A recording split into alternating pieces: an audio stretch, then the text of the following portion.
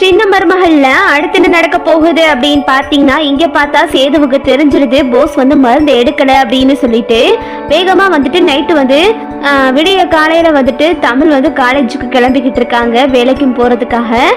சேது வெளியே நின்றுட்டு ஒரு நிமிஷம் இரு, நான் உங்ககிட்ட ஒரு முக்கியமான விஷயம் பேசணும் அப்படின்னு சொல்றாரு.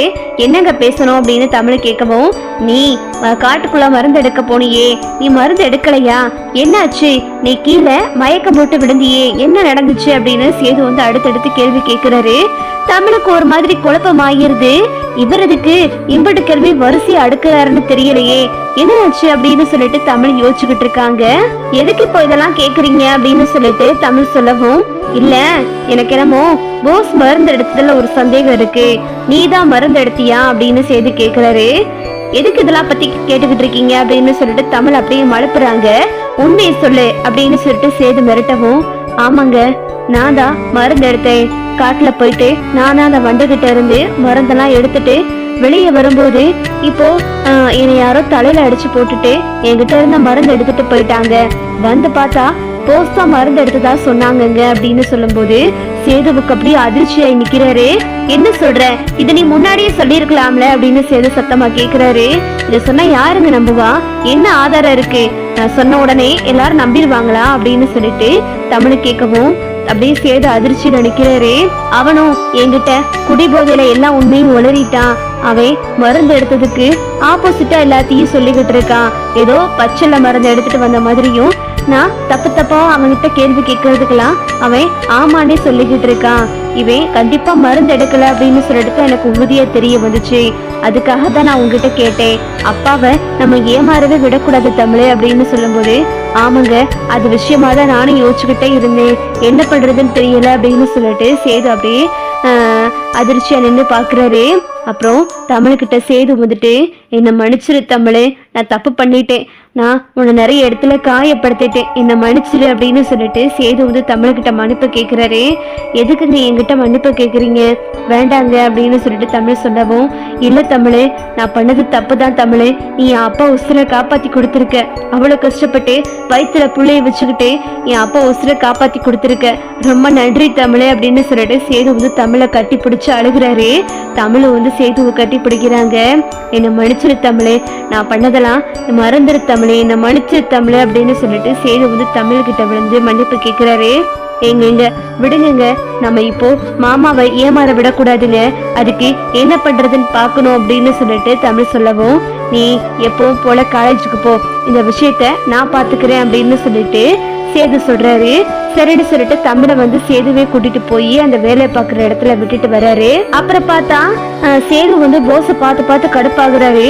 இவனை பார்க்க கடுப்பா தான் வருது, இவன் மருந்து எடுக்காம எவ்வளவு பெரிய பொய் சொல்லிட்டு திரியிறான் அப்படின்னு சொல்லிட்டு அப்புறம் பார்த்தா நடிசனை கூப்பிட்டு, அண்ணே இங்க பாருங்கண்ணே, நான் சொல்றத முக்கியமா கேளுங்க, போஸ் மருந்து எடுக்கவே கிடையாது, அவன் சொல்ற முறையில மருந்து எடுத்திருக்க வாய்ப்பே கிடையாது, ஏன்னா அந்த வண்டை முன்னாடி நம்ம போகவே முடியாது, நம்ம உடம்புல சேர் இருந்தா மட்டும்தான் அந்த வண்டு நம்மளை கொட்டாது, ஆனா அவன் ஏதோ புதுசா கதை சொன்னான் பாத்தீங்களா, அவனுக்கு எப்படி மருந்து எடுத்ததுன்னே தெரியல, தமிழ்ச்செல்விதான் மருந்து எடுத்திருக்கா அப்படின்னு சொல்லும் போது, என்னப்பா சொல்ற சேது, தமிழ் தான் மருந்து எடுத்துச்சா, ஏன் அந்த பிள்ளை வந்து உண்மையை சொல்ல வேண்டியதானே அப்படின்னு சொல்லும் போது, இதை யாரனே நம்புவா தமிழ் சொன்னா அப்படின்னு சொல்லிட்டு சேது சொல்லவும், சரி இப்ப என்னதாப்பா பண்றது அப்படின்னு சொல்லிட்டு யோசிச்சுக்கிட்டு இருக்கும் போது, சரி சேது ஏதாவது விஷயம் கிடைக்குதான்னு பாப்போம் அப்படின்னு சொல்லிட்டு ரெண்டு பேரும் பேசிக்கிட்டு இருக்காங்க.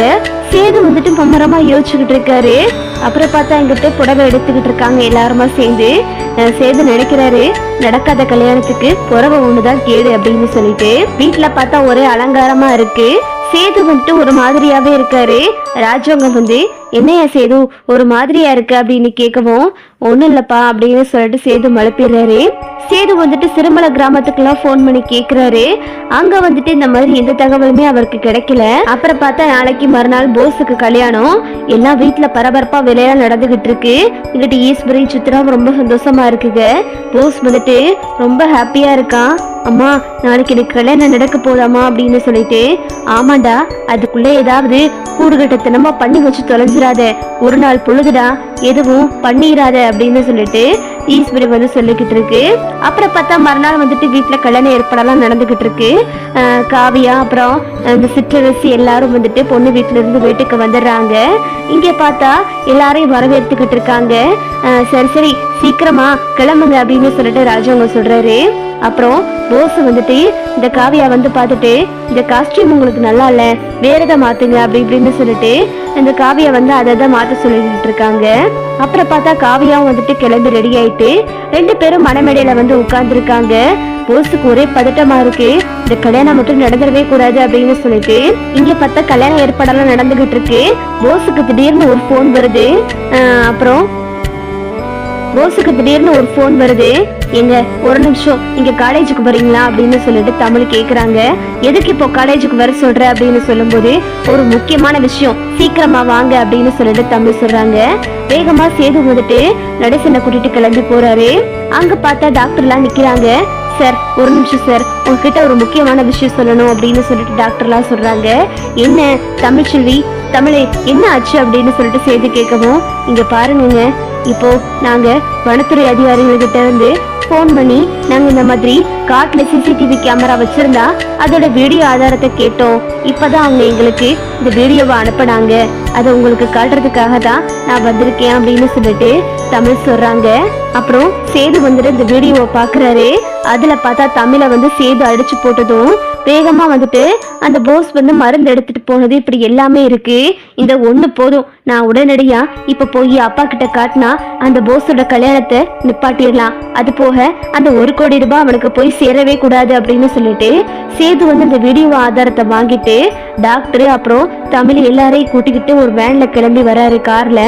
அங்க வந்துட்டு இங்கே மணமேடையில உட்கார்ந்து இருக்காங்க. தாலி எடுத்து கொடுக்க போறாரு ஐயரு.